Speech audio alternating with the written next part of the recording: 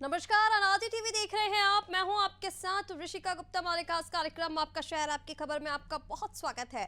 आज हम बात करेंगे बहराइच, नरसिंहगढ़ और लखनऊ की और उठाएंगे इन शहरों के आज के मुद्दे और जानेंगे ग्राउंड जीरो से हकीकत। तो चलिए शुरू करते हैं आपका शहर आपकी खबर।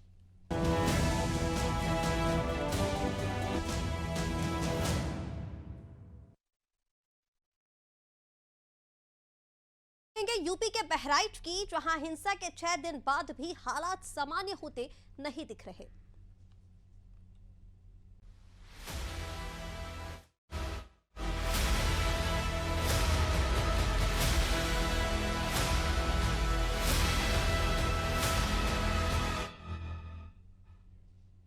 बहराइच हिंसा का आज 6वां दिन है। हालात अभी भी सामान्य नहीं हो पाए हैं। गुरुवार को पुलिस ने राम गोपाल मिश्रा की हत्या के 2 आरोपी सरफराज और तालिम को एनकाउंटर में पैर में गोली मार दी। दोनों बहराइच जिला अस्पताल में भर्ती हैं। बहराइच जिला मुख्यालय पर हालात सामान्य हो गए हैं। आवागमन शुरू हो गया है, लेकिन एनकाउंटर के बाद फिर तनाव बढ़ गया है। सैकड़ों की संख्या में लोग जिला अस्पताल पहुंच गए। ऐसे में जिन जिन जगहों पर हिंसा हुई थी वहां फिर से सुरक्षा बढ़ा दी गई है। आज जुमे को देखते हुए रात में पुलिस ने हिंसा प्रभावित इलाकों में फ्लैग मार्च किया। खुफिया विभाग को भी अलर्ट मोड पर रखा गया। जगह जगह खुफिया विभाग के जवानों को तैनात किया गया। इधर हिंसा में मारे गए राम गोपाल मिश्रा की पत्नी रोली ने आरोपियों के एनकाउंटर के बाद वीडियो जारी किया। कहा, अभी हमारे साथ इंसाफ नहीं हुआ। आरोपियों के पैर पर गोली मारी गई है, ये इंसाफ नहीं है। बता दें कि दुर्गा प्रतिमा विसर्जन के दौरान भड़की हिंसा में अब तक 15 एफआईआर दर्ज हो चुकी हैं। 60 आरोपियों को गिरफ्तार किया जा चुका है और मामले में क्या कुछ कार्रवाई देखने को मिल रही है, इस पर बात करेंगे। लेकिन उससे पहले देखते हैं बहराइच हिंसा में मारे गए मृतक की पत्नी का वीडियो। हम न्याय मांग रहे हैं, जो न्याय हमें मिल नहीं रहा है। पुलिस प्रशासन हमें न्याय नहीं दिला रही है। वो लोग घूस ले लिए हैं, उन्हें पकड़े तो ज़रूर हैं, लेकिन उन्हें मारा नहीं गया है। हम लोगों को दिखा दिया गया है कि पैर पे गोली मारी गई है, लेकिन इंसाफ हमारे साथ नहीं हो रहा है। पुलिस प्रशासन हमारे साथ बहुत अन्याय कर रही है, हमें इंसाफ नहीं दिला रही है। रविवार को जो वहाँ दंगा हुआ है, उसमें जिस आदमी की मृत्यु हुई है, उसका इल्जाम मेरे पिता और मेरे भाइयों पे आया है। मेरे पिता का नाम अब्दुल हमीद और मेरे भाई का नाम सरफराज अहमद और मोहम्मद फहीम है। उस दंगे के बाद 14 तारीख को एसटीएफ की टीम मेरे घर पहुंची और वहाँ केवानागंज पहुंची, मेरे ससुराल, और वहाँ मेरे घर की तलाशी ली।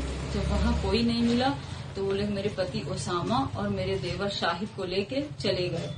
उसके बाद से उन लोगों का कोई अता पता नहीं चल रहा है। और कल 16 तारीख को गांव से मुझे खबर मिली कि धर्म कांटे के पास से मेरे पापा और मेरे भाइयों को अरेस्ट कर लिया गया है। उनके साथ एक लोग और हैं। 4 लोगों को अरेस्ट किया गया है, लेकिन उनका भी कुछ पता नहीं है।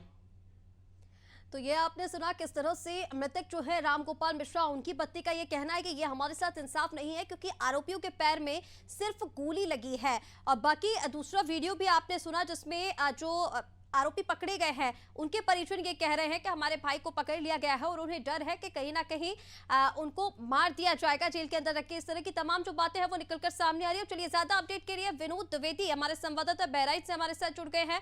विनोद, क्या कुछ अपडेट है इसको लेकर? देखिए, आरोपी पकड़े गए हैं, उनके पैर में गोली लगी है, उनका इलाज हुआ, लेकिन अब उसके बाद कहां से इन आरोपियों के जो कनेक्शन है वो निकलकर सामने आ रहे हैं, सरफराज और तालीम के? रिश्ता आपको बता दें, बहराइच में आज सुरक्षा काफी सख्त कर दी गई है, क्योंकि जुमे की आज नमाज है। नमाज को देखते हुए पूरे बहराइच में हाई अलर्ट है। चाहे वो महाराजगंज हो, नानपारा हो, मासी हो, यहाँ की बहराइच की चारों तहसील इस वक्त अलर्ट मोड पे है। सभी जगहों पर बहराइच पुलिस के जवान निरंतर मस्जिदों के पास गश्त कर रहे हैं, पूरे शहर में गश्त कर रहे हैं। इस बहराइच को कई सेक्टरों में बांटा गया है, क्योंकि जिस तरीके से मृतक की पत्नी ने गंभीर आरोप पुलिस के ऊपर लगाए हैं, वहीं आरोपियों की बहन ने भी पुलिस के ऊपर गंभीर आरोप लगाए हैं। आरोपी की बहन ने जिस तरीके से कहा कि मेरे भाई को बहराइच पुलिस के जवानों ने धर्म कांटे से उठाया था, मेरे घर आई थी, इसके बाद मेरे घर के देवर को लेकर गई, उसने लोकेशन लिया और फिर जो आरोपी थे उनको धर्म कांटे से उठाकर पुलिस अपने साथ लेकर गई।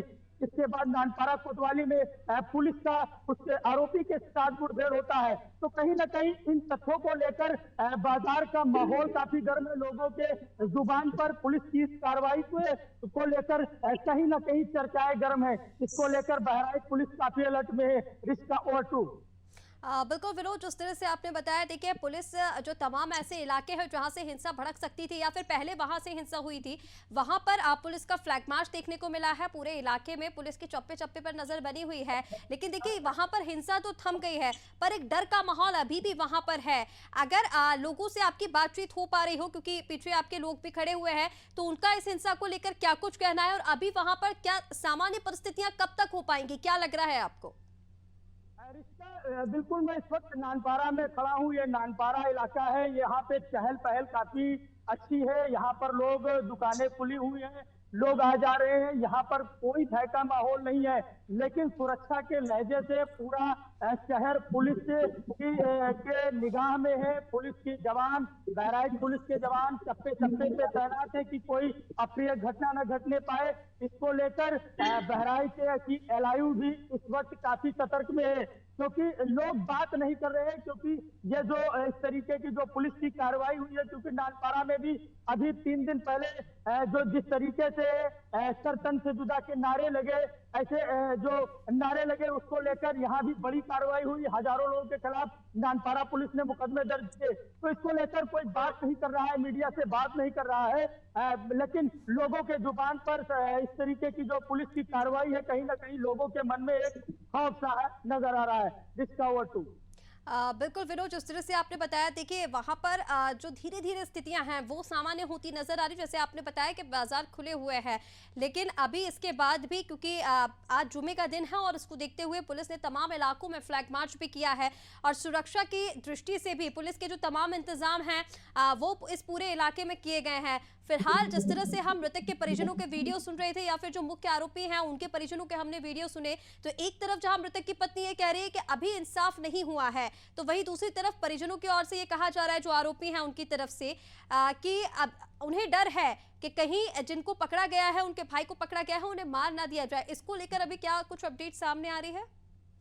यार, इसका आपको बता दें, इनको अभी न्यायिक जो है, इनको मुख्य न्यायिक प्रतिभा चौधरी के कोर्ट पर पेश किया गया था। इनको न्यायालय द्वारा 14 दिन की न्यायिक हिरासत में अभी इनको जेल भेजा गया है।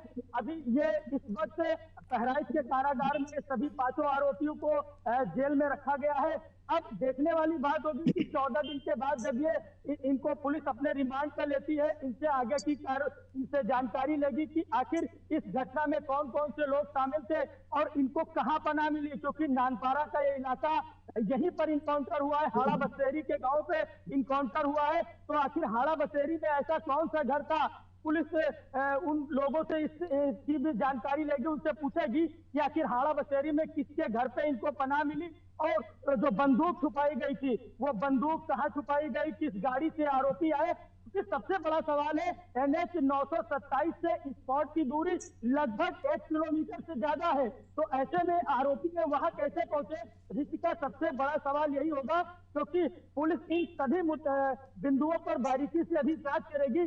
बहरहाल, क्योंकि जुमे का नमाज है, ऐसे में बहराइच पुलिस पूरी सतर्क है और सुरक्षा के दृष्टि से चप्पे चप्पे पर बहराइच पुलिस तैनात है। इसका वो टू। बिल्कुल विनोद, जिस तरह से आपने बताया, देखिए चप्पे चप्पे पर पुलिस की पैरी नजर बनी हुई है और सबसे बड़ा सवाल कि वहां तक मुख्य आरोपी पहुंचे कैसे। नेपाल भागने की फिराक में आरोपी थे जिनको पुलिस ने पकड़ लिया है। दोनों के पैर में गोली लगी थी, दोनों घायल थे और अभी 14 दिन की न्यायिक हिरासत में है, जिसके बाद जांच के बाद जो तमाम चीजें हैं वो निकलकर सामने आएंगी। फिलहाल आपका तमाम बातचीत करने के लिए विनोद बहुत शुक्रिया। तो बहराइच में हिंसा तो थम गई है, लेकिन दहशत बरकरार है लगातार, क्योंकि आज जुमे का दिन है, जुमे की नमाज होना है। इसको लेकर जो हिंसा वाले इलाके हैं वहां पर पुलिस ने फ्लैग मार्च किया। सुरक्षा की दृष्टि से भी अगर देखा जाए तो पुलिस की चप्पे चप्पे पर नजर बनी हुई है। अभी कुछ दिन पहले तक वहां पर इंटरनेट की सेवा भी बंद कर दी गई थी। फिलहाल जो धीरे धीरे परिस्थितियां हैं वहां पर सामान्य होती नजर आ रही हैं। बाजार धीरे धीरे खुल रहे हैं, लोग घरों से बाहर निकल रहे हैं, लेकिन उसके बाद भी जहां से हिंसा भड़की थी या फिर जहां पर उपद्रव हो सकता है, वहां पर जो वो इलाके हैं वहां पर पुलिस जो है सुरक्षा की दृष्टि से अपनी नजर बनाए हुए है।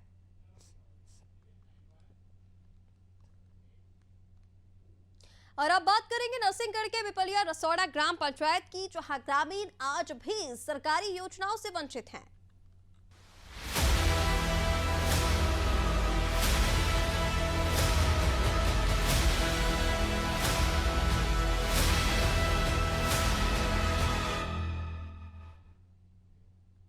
नरसिंहगढ़ विधानसभा क्षेत्र की पिपलिया रसौड़ा ग्राम पंचायत की ग्राम विकास सौर योजनाओं से कोसों दूर है। ग्रामीणों का यह कहना है कि आज तक उन्हें पानी, शौचालय, पेंशन समेत किसी भी योजना का लाभ नहीं मिला। ग्रामीणों ने ग्राम पंचायत के जिम्मेदारों पर सरकारी योजनाओं से वंचित रखने और अपात्रों को प्रधानमंत्री आवास योजना का लाभ देने का आरोप लगा दिया है।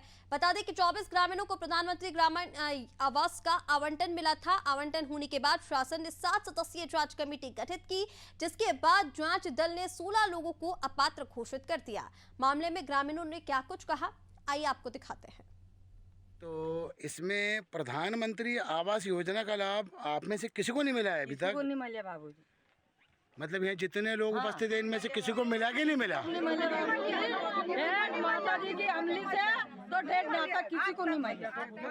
पीने का पानी की बहुत ज़्यादा समस्या है सर। हमें पूरा साल बाहर से पानी लाना पड़ता है, 2-2 किलोमीटर दूर से। लेडीज से परेशान है सर पानी से। हम लोगों को पीने के पानी की बहुत ज़्यादा समस्या है। देखो पहले तो मुझे मालूम नहीं, अभी जब से मैं बना, जब से मैं कह रहा हूँ एक मकान नहीं आया। और पहले जो सरपंच थे उन्होंने क्या किया, कुछ नहीं किया, मुझे जानकारी नहीं है। पर अभी तक सबसे कम जिले में, पूरे जिले में सबसे कम मकान मिले थे पिपलिया रसौड़ा में मिले 89 अभी तक मकान हमारे गांव में मिले हैं। और ST SC को तो अभी तक मिले ही नहीं। बिल्कुल 24 लोगों का टारगेट था, 24 लोग पात्र करके हमने भेज दिए थे। मैंने खुद ने उसका रजिस्टर कर दिया था। बाद में फिर डबल से सर्वे करने आए, उसमें से 42-24 देखिए सर, उनका जो पैरामीटर है ना वो इतना वो है कि शिकायत हुई, शिकायत में कोई भी अधिकारी अपने ऊपर लेना नहीं चाहता है। जो उन्होंने देखा वो उन्होंने कर दिया। अब पहले उन्होंने 42 लोगों को पात्र कर दिया, बाद में 8 लोगों को पात्र, सुनिए ना, पात्र की वेटिंग लिस्ट थी। वेटिंग लिस्ट में हमारे साथ सारे पात्र थे, क्यों ना तो मैंने वो सर्वे किया था, ना जो पाटिल जी है उन्होंने किया था। हमें जो पात्र थे, हमारे साथ सारे पात्र थे।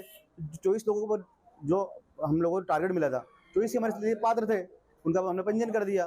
फिर गांव से किसी ने शिकायत की तो फिर सारी चीज आप पता है, सारी चीज देखते हुए अधिकारी। ग्राम पंचायत की कुल आबादी कितनी है सर?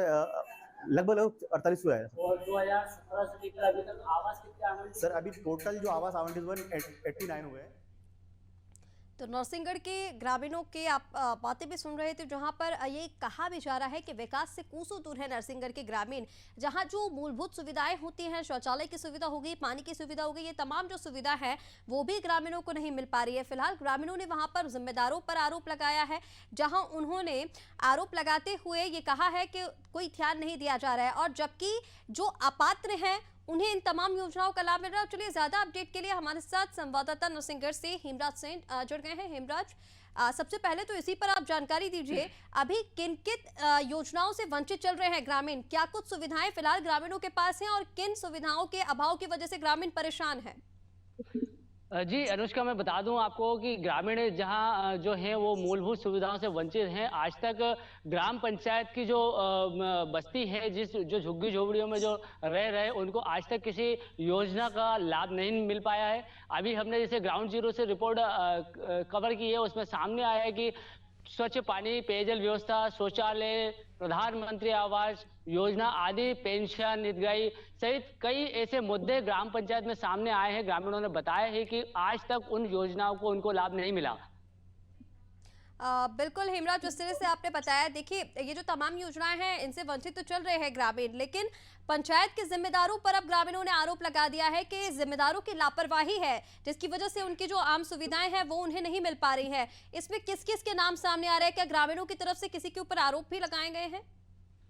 जी मैं आपको बता दूं कि आरोप की बात करें तो ग्राम पंचायत पर ग्रामीण जो है आरोप लगा रहे हैं कि अभी फिलहाल की बात की जाए तो 24 पात्र हितग्राहियों के नाम आवंटित प्रधानमंत्री आवास योजना में आए थे, और उसके बाद 24 नाम सेंसेक्स भी हो चुके थे, उस पर टीप भी लग चुकी थी और वो फाइनल हो चुके थे। उसके बाद पंचायत सचिव का कहना है कि ग्राम पंचायत से किसी ने शिकायत की है और उसके बाद डबल से जो है उसकी जांच की गई है, और उस जांच के बाद 16 लोगों को अपात्र किया गया है। अब बड़ी बात यह आती है कि जब पहले 24 लोगों को ग्राम पंचायत और जो जांच दल समिति थी, 6 सदस्यीय जांच दल समिति, जिसने उसको पात्र किया था, उसके बाद 16 लोगों को अपात्र कैसे किया, ये एक बड़ा जांच का विषय बनता है, क्योंकि बिल्कुल ग्रामीण हेमराज, आरोप जिस तरह लगा से रहे। बिल्कुल हेमराज, जिस तरह से आपने बताया, देखिए कैसे जो पात्र, जिन लोगों के नाम सामने आए, उनको अपात्र अगर घोषित किया गया तो किसकी लापरवाही इसमें है, इस और भी अब शासन प्रशासन को ध्यान देना होगा। क्योंकि जब ऊपर से नाम वहां से सिलेक्ट होकर आए हैं और उसके बाद यहाँ पर जब उसकी जांच की जाती है और कुछ नाम ऐसे हैं जो अपात्र निकल कर आते हैं, यानी कि जो जिनको जरूरत नहीं है उनको भी ये चीजें दी जा रही थी, तो किसकी मिलीभगत है, इस पर भी ध्यान देना होगा। फिलहाल आपका जानकारी साझा करने के लिए बहुत शुक्रिया हेमराज। नरसिंहगढ़ में जो ग्रामीण है, तस्वीरों में भी आप देख रहे हैं, ना सड़क है, ना पानी है, ना शौचालय है, तमाम चीजों से वंचित चल रहे हैं ग्रामीण। और ग्रामीणों ने सीधे तौर पर आरोप लगाए हैं पंचायत के जिम्मेदारों के ऊपर। उनका यह कहना है कि उनकी ही लापरवाही की वजह से जो आम सुविधाएं हैं वो ग्रामीणों को नहीं मिल पा रही है। और दूसरी बात, जब ये प्रधानमंत्री आवास योजना की बात की गई, जिसमें नाम सामने आए हैं, उनमें से जिन नाम पर अपात्र जो नाम बताए जा रहे हैं कि इनको नहीं मिलने चाहिए थे, उसको लेकर भी अब जांच होनी चाहिए कि किस तरह से, किसकी लापरवाही की वजह से, किसकी मिलीभगत की वजह से वो जो अपात्र हैं उनके नाम सामने आए।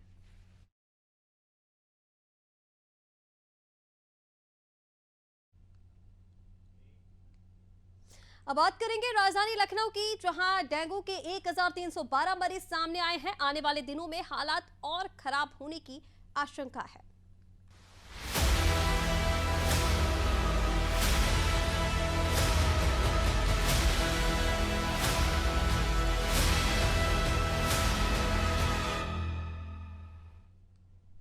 लखनऊ में अब डेंगू का अटैक बेकाबू हो चुका है। लखनऊ में पिछले 24 घंटे में डेंगू के 64 नए मरीज मिले हैं। वहीं अब तक डेंगू के 1312 और मलेरिया के 454 मरीज हैं। सबसे ज्यादा इंदिरा नगर और आलमबाग के डेंगू के मरीज मिले हैं। इसके अलावा Turiyaganj, Aishbagh, NK road, red cross, BKT, Sarojini Nagar, Gosaiganj, Mal Kakori और चिन्हट इलाके में भी डेंगू के केस सामने आए हैं। सिविल अस्पताल में डेंगू के 40 से ज्यादा मरीज भर्ती हैं। पीडियाट्रिक वार्ड समेत पुरुष और महिला वार्ड में भी बड़ी तादाद में इसके मरीज भर्ती हैं। हालांकि राहत की बात यह है कि ज्यादातर मरीज अभी स्थिर हालत में हैं। डेंगू के अलावा करीब 1.5 दर्जन मरीज वायरल फीवर, मलेरिया और टाइफाइड के कारण भी अस्पताल में भर्ती हैं। आने वाले दिनों में हालात और खराब होने की आशंका जताई जा रही है। तो डेंगू से मरीजों की संख्या लगातार बढ़ती जा रही है और जैसे कि अभी आपको बताया, क्योंकि आने वाले जो दिन हैं उनमें इन बीमारियों से ग्रसित मरीजों की संख्या बढ़ने की आशंका जताई जा रही है। और चलिए, ज्यादा अपडेट के लिए संवाददाता सतीश महाना हमारे साथ जुड़ गए हैं। सतीश, क्या कुछ जानकारी है? सबसे पहले तो इसी पर अपडेट दीजिए। अभी आज की भी अगर हम बात करें तो कितने मरीज डेंगू के सामने आए हैं और अस्पताल में अभी कितने मरीज ऐसे हैं जिनकी हालत गंभीर बनी हुई है?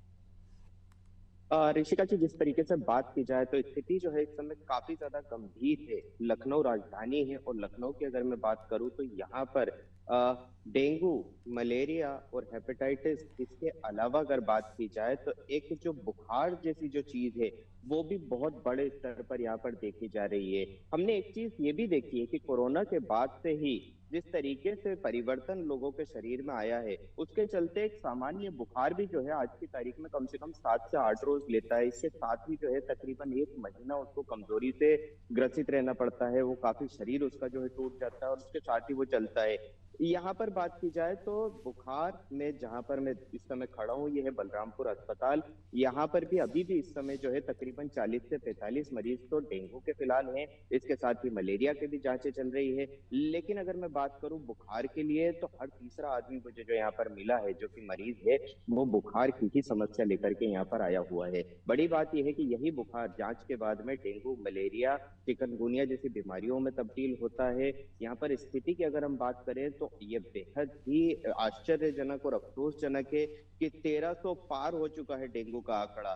मौतें बढ़ती जा रही है, सरकारी हो या फिर प्राइवेट अस्पताल हो, हर स्थिति में जब हम बात करें तो मरीज जो हैं वो पूरी तरीके से आईसीयू को कैप्चर करे हुए हैं।